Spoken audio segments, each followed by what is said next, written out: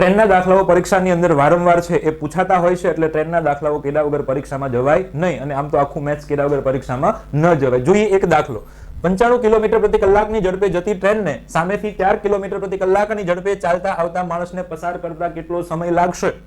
એક ટ્રેન છે, એને સામેથી આવતા માણસને પસાર કરવાનો છે, તો સમય કેટલો લાગશે? તો સમય માટે એકમાત્ર સૂત્ર છે, સમય બરાબર અંતરના છેદમાં ઝડપ. હવે જ્યારે ટ્રેનના દાખલા ગણતા હોય ત્યારે અંતરની જગ્યાએ ટ્રેનની લંબાઈ લેવાની. અહીંયા ખાલી એક ટ્રેન છે, સામે માણસ આવે છે, માણસની લંબાઈ હોય નહીં, તો અંતરની જગ્યાએ આપણે લખશું ફક્ત ટ્રેનની લંબાઈ. ટ્રેનની લંબાઈ કેટલી છે ભાઈ? તો કે 165 મીટર આપી છે, તો ઉપર લખી દો 165 મીટર છેદમાં ઝડપ. અહીંયા ટ્રેન અને માણસ બંને ગતિ કરે છે, તો બંનેની ઝડપને ધ્યાને લેવી પડશે, એટલે કે આપણે અહીંયા સાપેક્ષ ઝડપ લેવી પડશે. જો બંનેની દિશા સમાન હોય તો ઝડપનો તફાવત, અને વિરુદ્ધ દિશા હોય તો ઝડપનો સરવાળો. અહીંયા માણસ ટ્રેનની સામેથી આવે છે, તો બંનેની ઝડપનો શું કરવો પડશે? સરવાળો કરવો પડશે. તો ટ્રેનની ઝડપ છે 95 અને માણસની ઝડપ છે 4, બંનેનો શું કરશું? સરવાળો. અહીંયા એકમ આપણને કિલોમીટર પ્રતિ કલાક આપેલો છે, બરાબર, અને ટ્રેનની લંબાઈ મીટરમાં છે, તો કિલોમીટર પ્રતિ કલાકને ફેરવવા માટે ગુણ્યા શું કરવું પડશે? 5/18.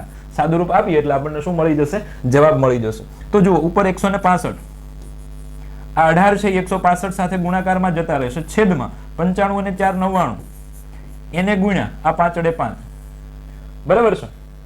આ 18 અને 99 માંથી 9 હટાવી દઈએ. અહીંયાથી 9 હટાવશું તો 2, અહીંયાથી 9 હટાવશું તો 11. 165 ભાગ્યા 11 કરશું, 11 એકા 11, 16 માંથી 11 ગયા તો 5, અહીંયા થઈ ગયા 55, 11 પંચા 55, બરાબર.